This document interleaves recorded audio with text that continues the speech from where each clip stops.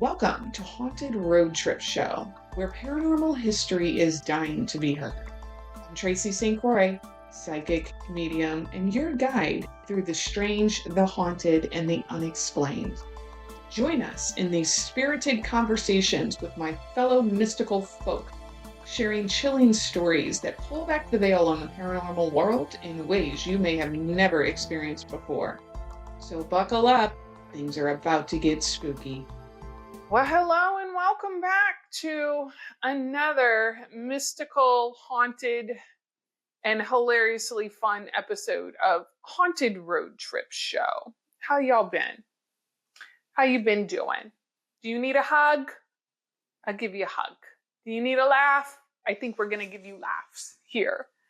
Because today I have with me Mindful Medium. And if you are on the old Tiki-Taki app, you probably have seen her around there. She is what I like to call a very straight shooter, straight talker. She will not sugarcoat it for you or hold your hand necessarily. She is there to give you information and you do with it as you please. As you will. Mandy, hello, and thank you for coming. Thank you so much for having me. I'm really excited to be here. I'm excited that you're here too because you had a health incident. I sure did. Yeah, it was very scary. It's been a very eventful 48 hours to say the least. So, yeah. And you're a trained nurse, right?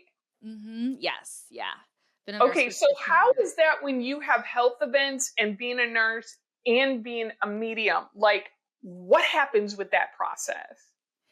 You know, it's really interesting because I feel like obviously extra, I think, in tune or hypersensitive when it comes to my body. So I do have a tendency to pick up when things are off a lot sooner than maybe the average person.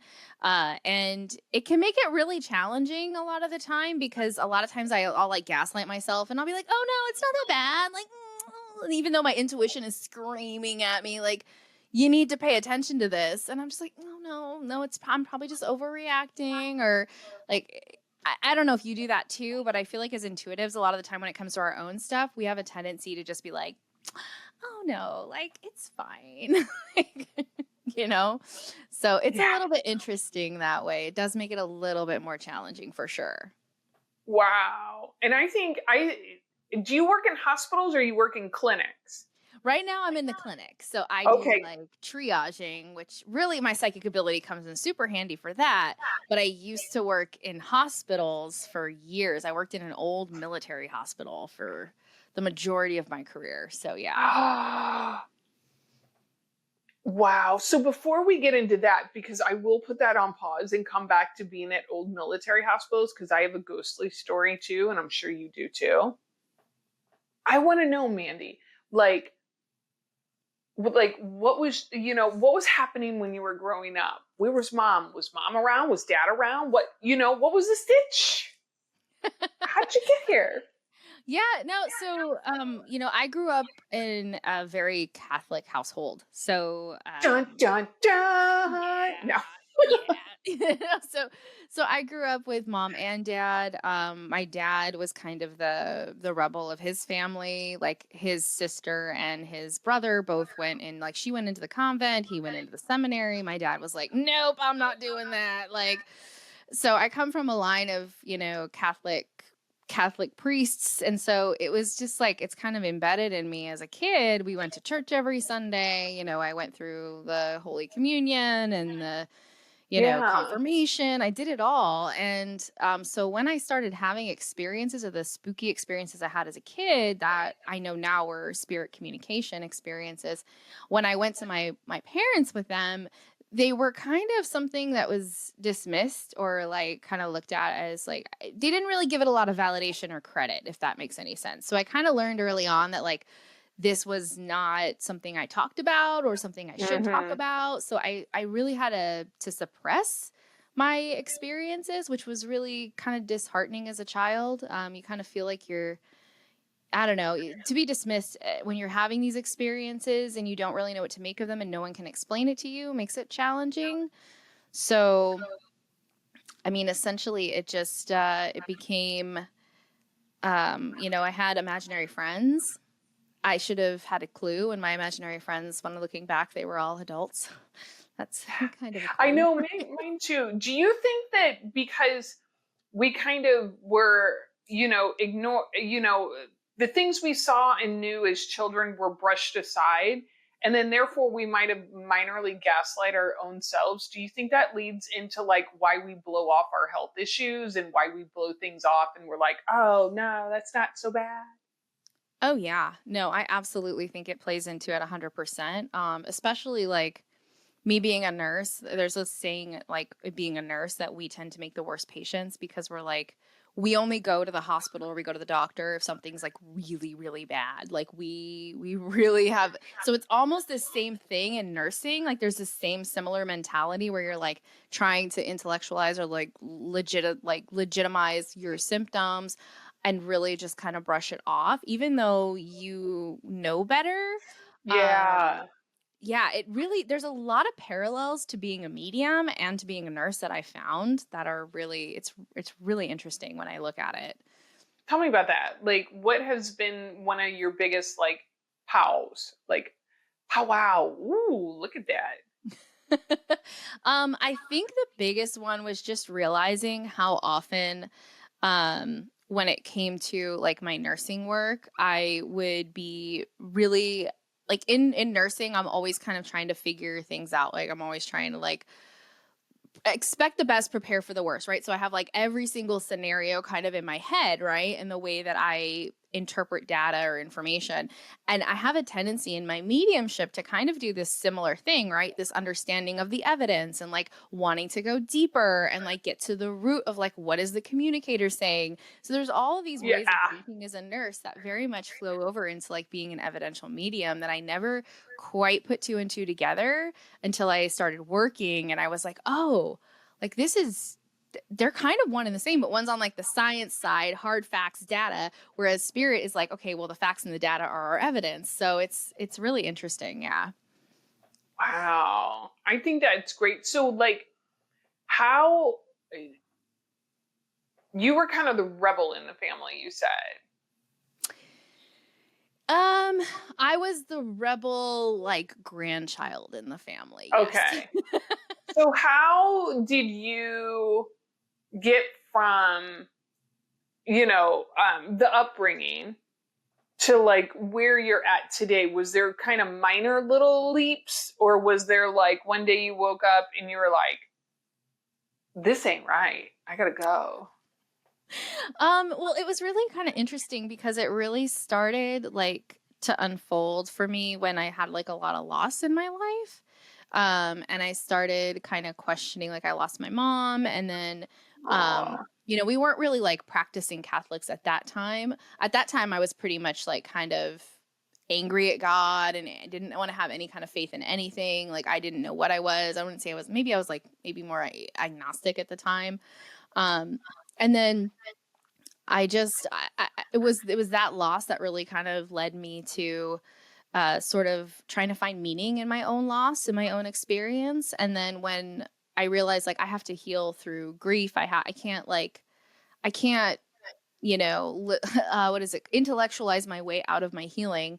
I started turning to someone said, oh, you should try Reiki. And I was like, what's that? And then I went to a Reiki healer and she was also a clairvoyant. And she was actually the person who, during that session I had with her, she told me I had the capacity to connect to spirit. And I literally laughed in her face. And I was like, yeah, right. Like I had no idea. I had no desire to explore spirit, the afterlife, although it had always intrigued me, but it was not something I was like, I can do that or I want to do that. It was just something that she told me and I literally laughed in her face. But after kind of exploring and going to her for a while for like repeated kind of like energy sessions, I started to have experiences that made me start to kind of think, okay, there might be Mm-hmm. something to this. She might be Mm-hmm. right. And then I noticed it happening in my own work as a nurse. Like I had always thought that like people just like other nurses would, when things would go down or things would happen at work, there would be certain inklings I would have, or I would just kind of like have these knowings. And I just thought that everybody Yep. kind of had that, right? And apparently not. Apparently, people don't dream about events or patients before they come into, your hospital or things like that. And I was having that kind of stuff started happening more and more frequently. And I thought, okay, this is kind of interesting how I know these things. And I just thought it was like, oh, I'm just a good guesser. I'm just, I kept gaslighting myself even then. I'm like, oh no, I'm just a good guesser, you know? So, and then eventually that's kind of what led me to like, I had, these experiences over and over again. And I was like, I don't know really what to do with it because it started happening so frequently that I was like, okay, I have to figure out what this is. And that's what led me to look into like evidential mediumship and maybe there's something to this. And then the more and more I allowed myself to open up and step into a space of exploration, that's when I kind of had those light bulb moments of like, oh, that's what that is. But I mean, it really did start though, truly with like, not only was I doing Reiki, but I was also heavily learning how to meditate. I was following I was working with a Buddhist teacher because I also had crazy anxiety from being a nurse. Go figure, right? Yeah. And so I started studying meditation just to like chill me out because I was like, this is intense. And the more I meditated over time, the more I developed that solid practice. It was about 1.5 years into having like a daily Vipassana practice. That was when like my psychic experiences and mediumistic experiences really were evident that I could not ignore. Like it went from being like, oh, I have these knowings to like in your face. I don't even know how I got to this point. Right. From a knowing to an experience that you can't deny. Exactly. Yes. 100%. Wow. Yeah. And for those folks out there, like meditation is great because it quiets the mind. And when your mind is quiet, you receive. And that, that's kind of like, you got kind of like the hardest part sometimes of mediumship down right away. Yeah. I always tell people I think the reason my development kind of happened the way it did or as quickly as it unfolded had to do with the fact that I had a solid meditation practice for several years before I even started developing.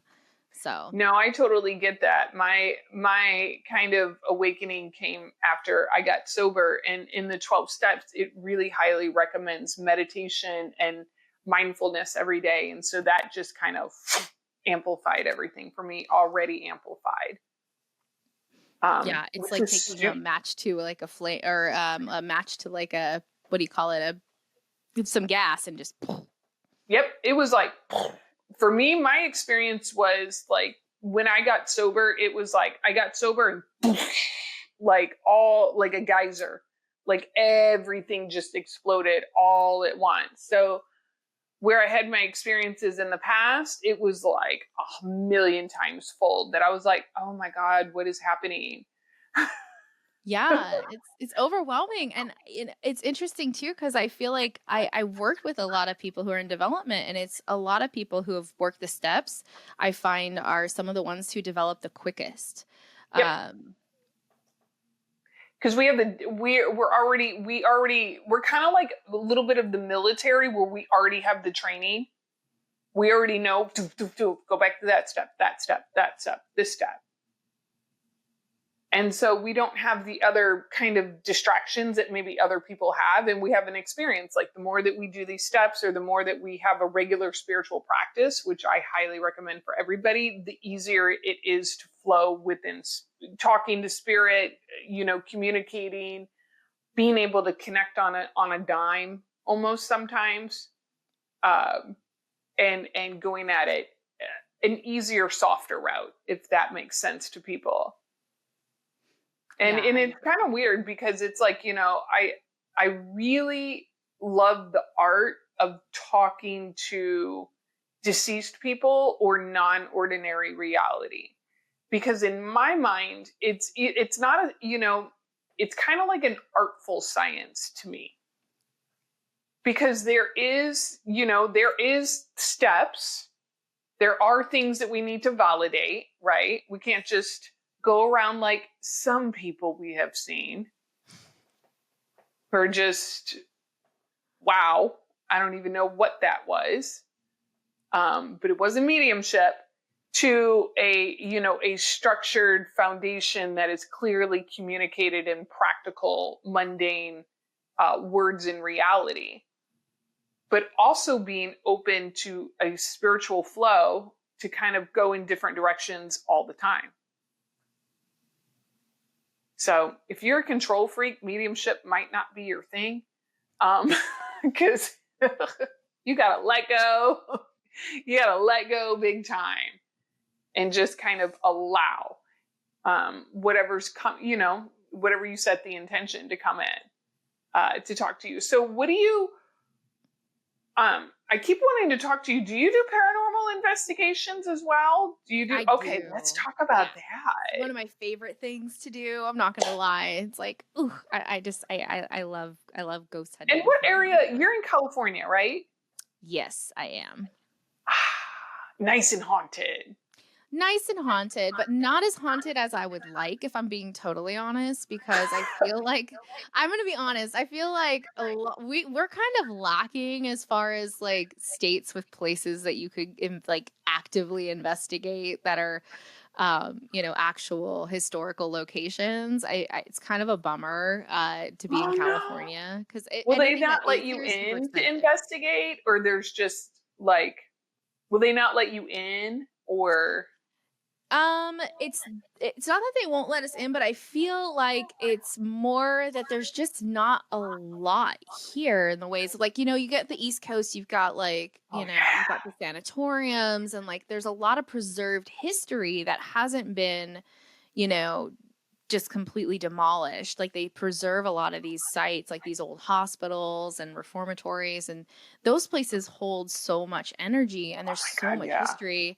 And in California, there's just, for whatever reason, I think it has to do with just the fact that there's, they're always developing. So it's like there's not a lot of historical places here that are preserved really well to investigate. And the places that are, like, you got like the Winchester Mystery House, or you've got like Hearst Castle, or a lot of hotels. Like in LA, you get a lot of the famous, like, the Biltmore Hotel and the Roosevelt. And you have a lot of these places that are still fully operational that are notoriously haunted, which makes it even harder to investigate. So because you're dealing with living energy constantly coming in and out. So it is kind of a catch-22 when you look at California, because there is a lot of history here, but as far as preservation, not as much as I think I would like to see, to be honest. Yeah. So.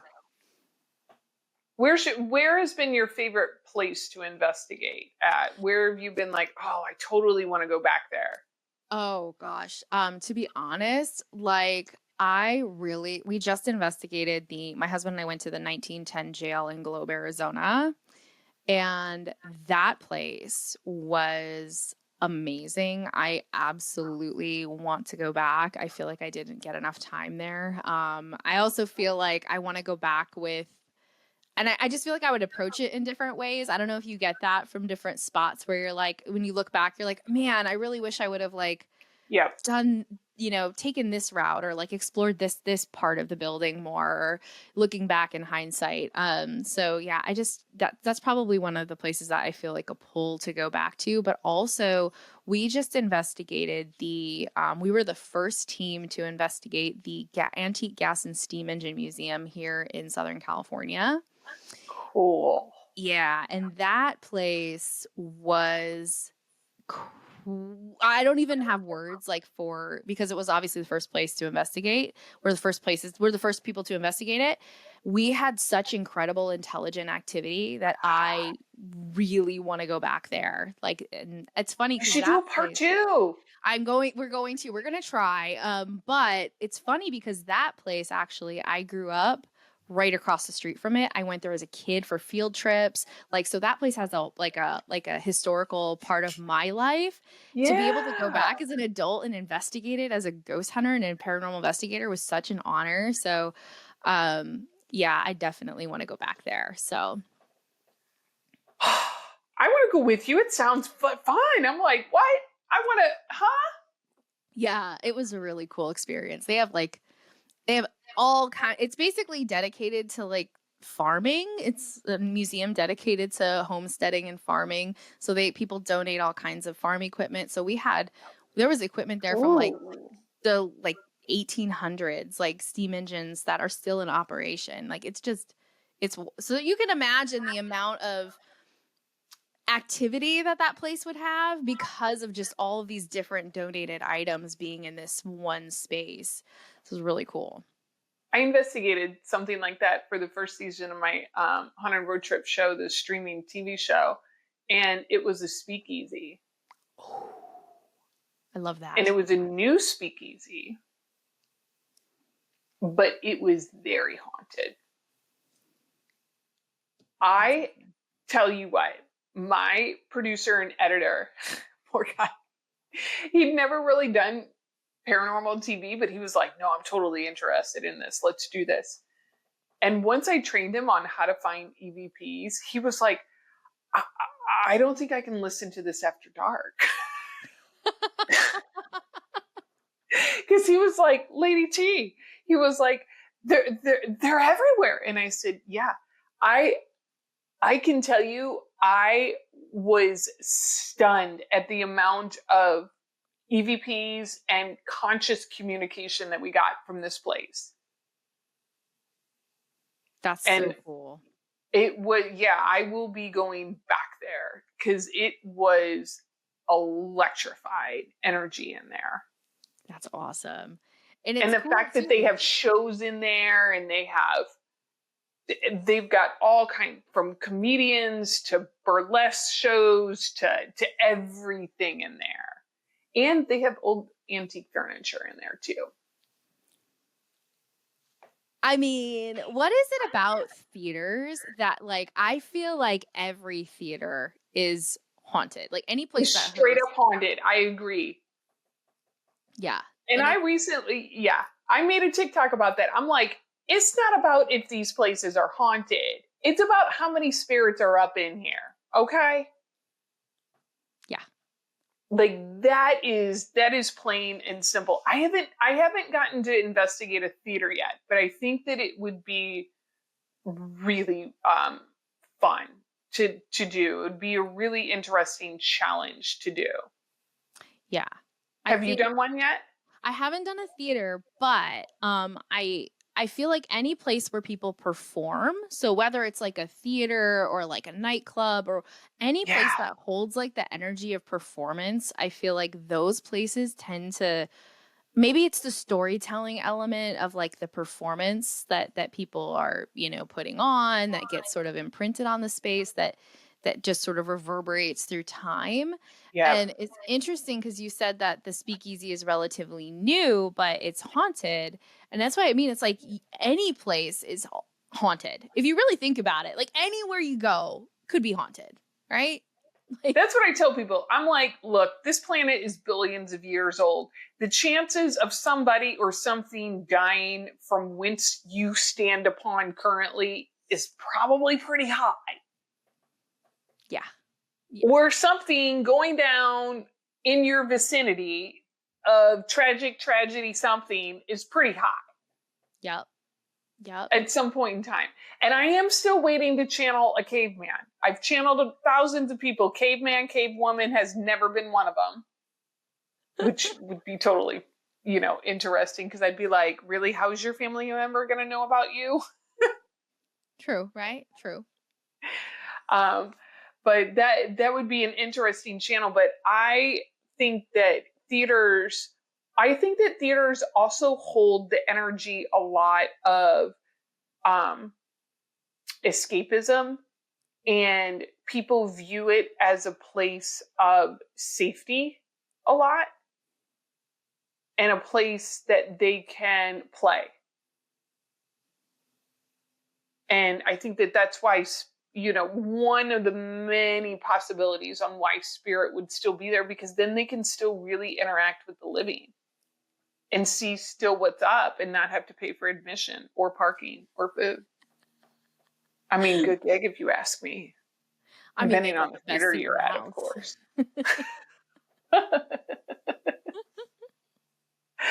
I mean, so do you, so like truthfully, are you like me? Do you drive down the road and you'll be random house building something and you're like, that place is so haunted, I want to go inside? All the Okay. time. Yeah. No, all the time. I'm constantly like pointing out things when we're driving. I'm like, I want to go there. I want to investigate that. I want to investigate that. I want to investigate that. Like, yeah, I can't help it. It's become like a problem because What does your husband say to this? Is he like, okay, dear, yes, dear? he's very supportive. He actually does investigate with me. Like he enjoys investigating with me. So Fun. yeah, and it's funny because we have all of this footage. I'm literally sitting here and I have like 2 USB cards of like footage of our investigations together, but I have yet to sit down. I have ADHD, so the problem I have is editing and going through the footage afterward to make anything to put of substance to like put on YouTube is such a challenge for me. So I like investigating with other teams because then they put it out on YouTube and like it's their whole thing and I'm just sort of like a guest. Yeah. But doing my own is a whole nother ball game because I just don't have the bandwidth. The going through the footage, the editing, that's what takes the longest, and I just don't have it in me, unfortunately. No, I get it. It is, editing and production is time consuming, and you got to, kind of know what you're looking for and how to story build. Yeah. And that takes some time, but I love it that you're like a husband wife team and you're like, drop a pin on the GPS. I want to remember this place. Legit. Like I've walked into places and been like we'll just be like going someplace for dinner and I'm like, I bet you this place has activity. And I'm so tempted to like ask, I'll start like asking the waiters or whoever, like, you ever had any activity here? And it's hilarious because God. people are always, as soon as you open that door, for whatever reason, people are just like, they're like, oh, game on. Like they'll just start telling you everything. They will. I do the same things at restaurants and I try to like gauge like who's ever waiting on us. I try to like intuitively read them first. I'm like, are they open to this? Are they kind of friendly? And then I'll just say something like, I get the oddest feelings here. Do you ever feel like you're not alone here? Or do you ever like, I'll tiptoe into those waters. And then like usually they're like, oh honey, let me tell you what happens in the kitchen at night. And this and then all of a sudden you got the manager coming to the table and telling you about things. And you want me to show you this? I'll show you it. Yeah. It's crazy. And you never know, you might actually get invited to investigate from doing that. Like it's so it has its perks when people find out that that's what you do. Sometimes they're like, "Would you be willing to come back?" It's like, "Sure, like open invitation." Yeah, it's like, okay, yeah, give me a little while. I'll be glad. But my new thing is like, I don't know exactly what this is about, but have you ever investigated like one of these older retro alongside the highway mom and pop hotels? Like these older ones with like kind of like the bigger neon sign, kind of that, that 50s-esque 60s theme, shotgun style hotels. I have not, but the team that I do work with a lot, Ghost Club Paranormal, they actually did the Clown Motel. Have you heard of that? I have heard of that, and I am not sure if I would stay overnight there. That place is I don't even have words for what they've experienced there because it's so incredibly active. Like it's a little nutty. And those places can be a little scary, to be honest. Like that's the other thing I always tell people, when you're investigating, you have to be kind of like very much on your toes. I would say I'm not afraid of the spirits. I'm afraid of like the living, right? I'm afraid of the people around and like those kinds of things. So I feel like with hotels and things like that, you do have to be kind of careful because you just don't know like what kind of people are around. And Yeah. No, I would only do it maybe under certain circumstances that I would be able, but I would, because hotels are so paranormally active. Like, And I don't even care. Like, it can be like, the Hampton Inn. And I'm like, no, mm-mm, mm-mm. This place has ghosts. Yeah, I investigated the Palms when we stayed there because we were having all kinds of In activity Vegas? in Vegas. Yeah. I was And just thinking about Vegas when I said that for some reason. I was like, why am I thinking about Vegas? yeah, like the Palms is super haunted. I talked to a couple of the workers there and they had said they had all had really wild experiences. And then the Westgate Hotel, which was used the former Hilton where Elvis used to perform, that was actually the first place I ever captured like what appeared to be like half of an apparition on camera. Wow. Yeah. And that was before I was ever into any of this. This was like back in like 2010, 2011. Um and so that was probably my first real encounter with the paranormal was at that hotel in Vegas. Wow. Because I would totally investigate Vegas, but I know some of these hotels are probably torn down or they've been remodeled. But I really like to read about mafia history. I know. I like the true crime, the mafia stuff. I like to read because anyway, that's a part of, how I feel normal.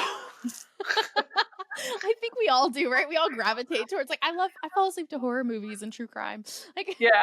I'm like, I don't really like horror movies, but do you have some like mafia style true crime or like, something like that? Like, I'm all into it, but I would love to go to some of these places in Vegas and do some investigating because I know some of these spots are still around, like especially some of these crime stories that have happened in the basement or in, kind of like the backroom lobbies. I'm like, no, those still exist.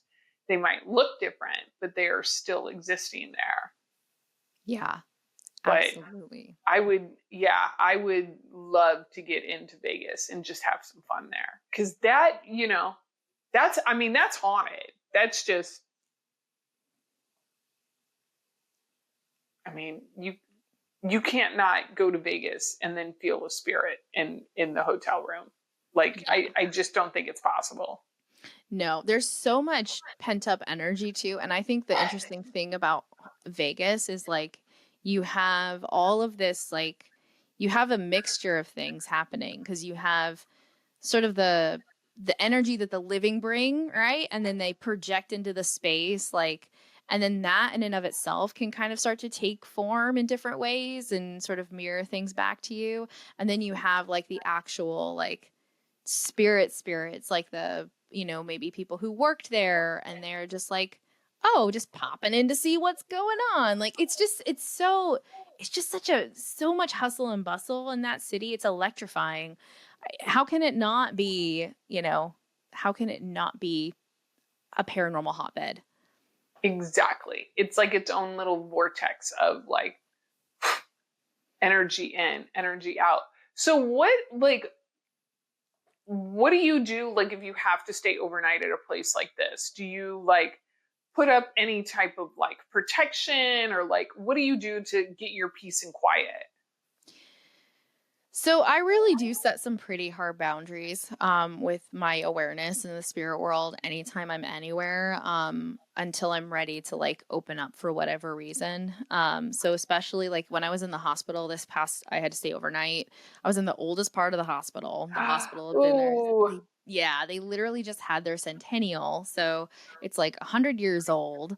And hospitals hold so much energy. And so for me, sleeping was already a challenge because you have the nurses and things coming in. But I really did have to set up some boundaries with my awareness because it was almost like it was normally it's fine. But for whatever reason, being in that type of environment and you're not feeling well and you're just kind of like already exhausted, I find I have a harder time holding my boundaries when yeah. I'm in that kind of state. Um, just because my awareness is so readily able to just move into that place when I'm tired. So I really have to be diligent depending on how I'm feeling to like, I'll literally like walk into a room and I'll be like, okay, I'm only gonna, talk to you when I'm ready on my terms. Otherwise, leave me alone. And that usually works. Usually that's good enough. Usually, huh? Usually. Yes, we'll have a deeper dive conversation about that in the patron only podcast. We'll talk about all the tips and the tricks and kind of the things that went right and went wrong with us on here. But I have a question for you. Yes. Do you want to play a game? Oh my gosh. Yes, always. Okay.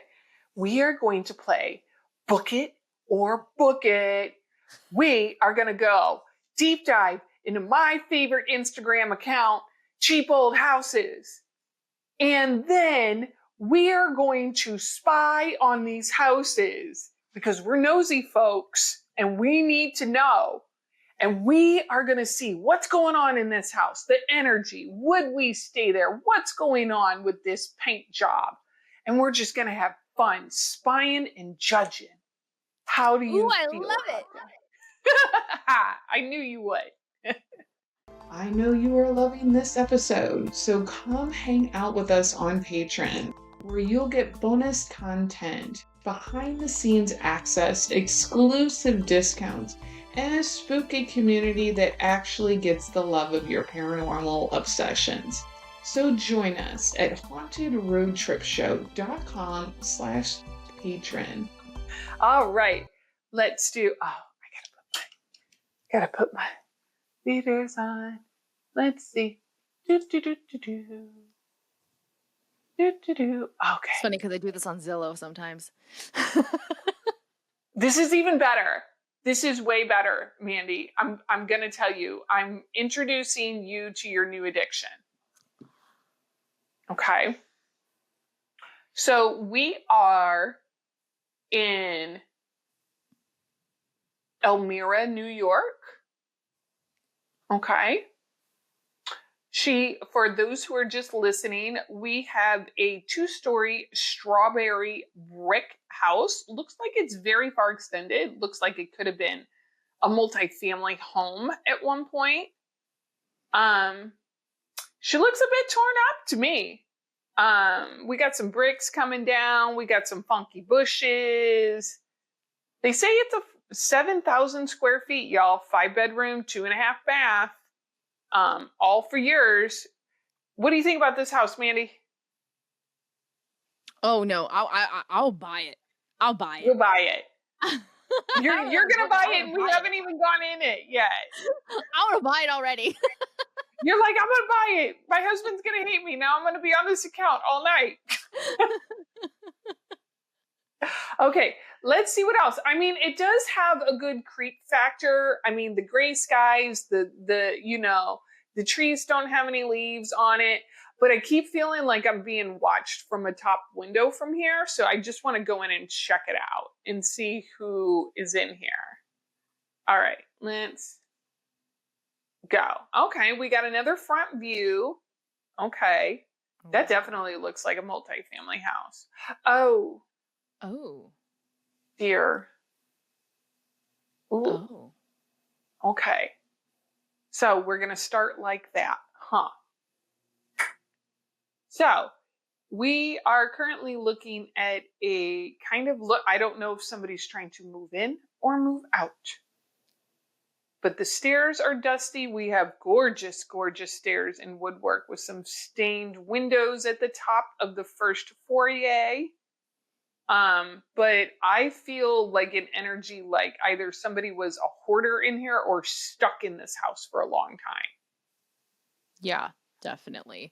Definitely. I am really drawn to the landing. I feel like there's definitely something happened on that landing. I don't know if somebody maybe fell or there's something around that, but I do feel really drawn to where the window is in the landing, but it's definitely giving it's giving accident prone for sure. So I don't know that it'd be the house for me now that I'm looking at it. I told you, I was like, okay, whoa, girl, because it does look like on this banister here, it could be like half a stripper pole type of thing. Like, I could see me and my funky butt coming down the stairs and wanting to do a swing around it. For sure. Just because. But that's me.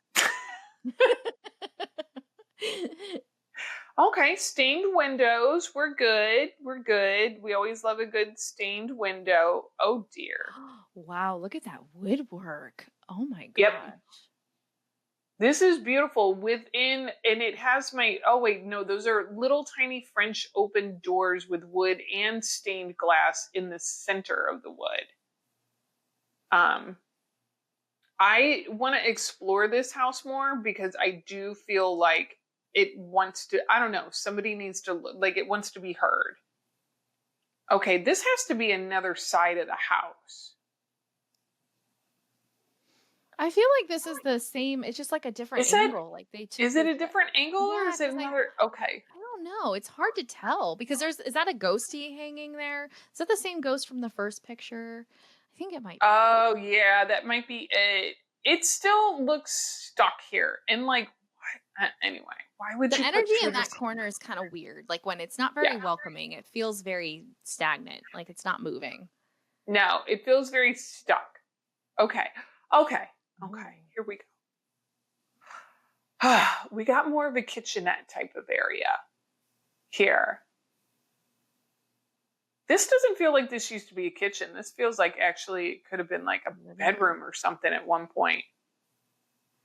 Yeah, it's definitely, I feel kind of bad for this house, to be honest. Yeah. I feel like it's like wasted potential. Like I feel like this place could be so incredible with the right love and the right kind of like attention. But yeah, it just feels like it's really wanting, like you said, it wants its history to be preserved and the story to be told. Yeah, that's definitely what I feel. It feels like it's been neglected, like hardcore. And I'm not just saying like from the obvious, right? From the obvious care, but it's like not felt like it's loved, or there hasn't been a lot of love that's been in this house. That's what I would say. Yeah, definitely. I definitely agree. But it does have, like, to me, it's like out of 1 of 10 creep, it definitely has a 5 creep value to it. Yeah, solid 5 for sure. Solid 5 in here. Because I'm like, I would definitely not feel alone. And in some parts of this house, I would not feel welcome. Yeah, I definitely agree. I definitely agree with that. There's something there that I keep picking up on a little boy running around the outside of the house. So I wonder if there's something around this house. Okay. Well, that's all we're going to get out of the strawberry brick house in, where were we at? Somewhere in New York? I can't remember. Anyway. So if y'all want to go see this listing, go over to Cheap Old Houses and take a look and see if you actually want to buy it. I would definitely say if you buy it, you are definitely going to need like a qualified like shaman or medium or somebody who really knows how to clear a house for you, because this has some stuff. Those walls have seen a lot of things. All right, you want to look at one more house with me? Yeah, absolutely. This is awesome. Okay. I found this one. Okay. Yes. Wait, does that say really $1,000? That can't It is $1,000. Okay. But you have to be forewarned. You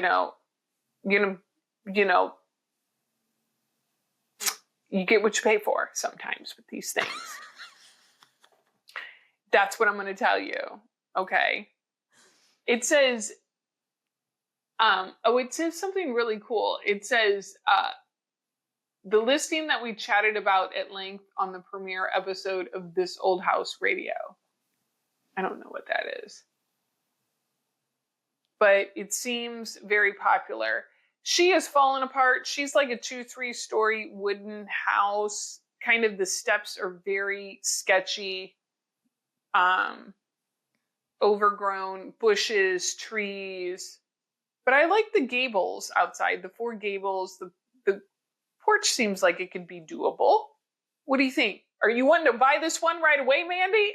I mean, honestly, I feel like this is my vice right here. Like for $1,000, I'd be like, yeah, I'm gonna take that. I'm gonna flip it. I'm gonna make it like a spot for people to investigate. Like that's what I'm gonna do. Oh, you are so wild. That's cool. Okay. But let's see. Okay. Okay. I mean, more of a close up. I mean, she definitely needs some like TLC, y'all. But this is like creep. Like, I could see this movie being like a pull away, like a long zoom out pull away for like the beginning of like a thriller or a ghost movie for sure. Yeah, those steps are definitely a liability though. Like they gotta fix Woo. that because like I feel like somebody's gonna roll an ankle and it's just gonna be a bad day. Roll an ankle and break a hip, and that's it. Okay, another kind of outside view of the house. Seems we've got some definite beams that need attention here. Oh dear. I feel like in its heyday, this place was amazing. Like, You know what? And I think I've had this house on the episode already. Oops. But we'll just do it again. I just looked at it and I was like, wait a minute. I think I remember this porch. We'll look at it again the though. purple roof porch. Yeah, I was like, the 2x4 coming up from the porch. I was like, wait a minute. I think I might have had this on another episode. Oh God. The tile. Stunning, the woodwork. It looks like the Titanic. Oh my God, it does.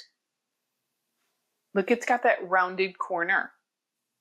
Oh, that's right so there. beautiful. Oh, If this doesn't scream very haunted, I don't know what does. I mean, it screams, come and stay a while with me, please. come play with us, Danny.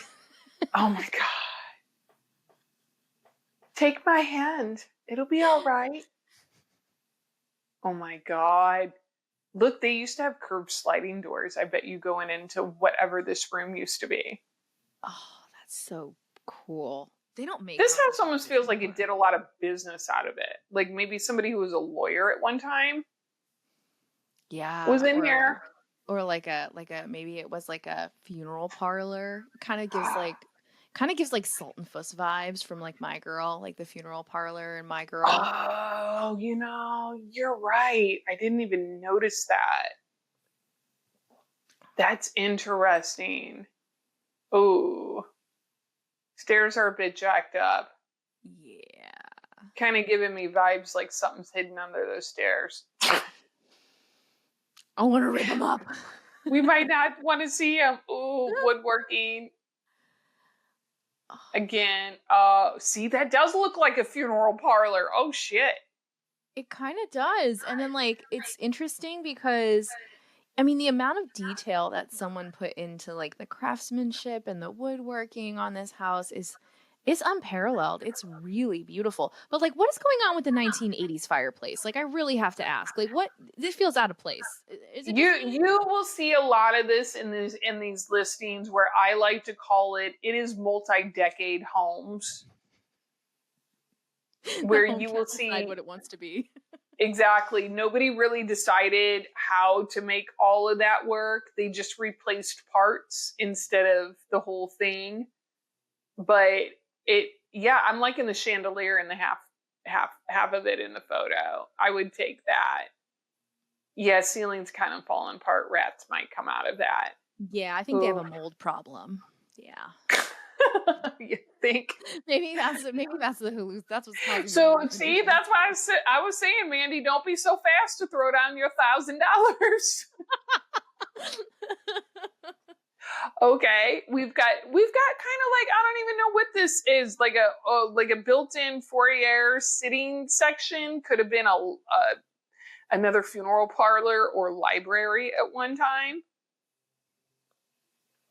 I don't know what's going on with that stain on the floor. I'm kind of curious. I didn't. Oh God. It's a permanent stain. Somebody died there. I mean, that could be. I mean, this house could have been set up as a funeral home. I mean, look at the setup. All these sliding doors in between things. Oh my God. Oh, that's upstairs. That's terrible. wow, that is that I don't know if they were like in the middle of renovating or I just wonder, like, did someone have plans for this house and it just they tore down the wallpaper and they were like, there's asbestos and there's mold. We're not even going any further. Like the remediation is not even worth it. Probably. And oh wow, maybe they're just trying to save the woodwork and the craftsmanship. Yeah. But this place definitely reeks of like old, like it's got more than one or two spirits. That room is haunted. That room is very haunted. I think this is the window way up top because they had that little. Didn't they have that little Italianette style attic on the top? Right. Yeah. I think that's this room. It's always, see, I would get creeped out by that because if there's part of the roof on the outside of that, that means I think somebody could pace back and forth on the roof and then come in those windows. I know it's totally absurd, but like, that's where my head goes sometimes. No, I totally understand because that's exactly how I think too. I'm always like, it's the nurse brain. Like, what worst case scenario? Like, what could happen? Yeah, I'm like that. Like, I'm not sleeping anywhere. Like, like I'm not sleeping with my back to that window. I can tell you that much. Yeah, no, absolutely not. Okay. Oh, well, you got your old fireplace, girl, but it's not fixed. I mean, I really, really have a lot of questions about what like the decorative choices that these people were making because I almost feel like there's some marble tile there. Like it looks like the 80s black marble tile. Like I don't even know what's going on there. Looks like a fireplace you might see in Beetlejuice. Yes, absolutely. It totally absolutely does. And yeah, this place is falling apart, y'all, but there is some beauty to this. And I would say, like, oh, is that a secret door? Are they going to show us what's inside or are they just going to? I don't know. No, they're not. That is such a letdown. But look, there's another strange little staircase to the left. That's got to go to the attic. I bet you that does. And that's even, well, that's creepy. I would not want to go up and down that steps at night or like, oh God. No. Okay. Okay. Then they're just giving you directions on there.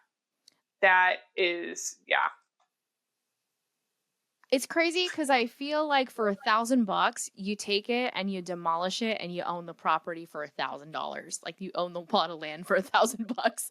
That's what I wonder why they're putting pictures of the house at this point. Yeah, and I imagine I think that probably one will just that one might not make it. It's unfortunate. And I think they probably just, some of those listings that I've read through, they just try to save the woodwork and things like that, or some of what they can save, and then do something else with that. But that is a shame that house went to shit like that. That's why I said on there. Well, Mandy, where can everybody find you? So you can find me on Instagram at Mindful Mandy 108. You can find me on TikTok at Mindful Medium Mandy, and you can find me on YouTube at Mindful Medium Samantha. And my website is 108mindfullymade.com. And you can find those all in the show notes. And I invite everybody, go over to my Patreon. Come and listen to her Patreon only podcast, because that's where we go from like PG-13 to like straight up R and above there.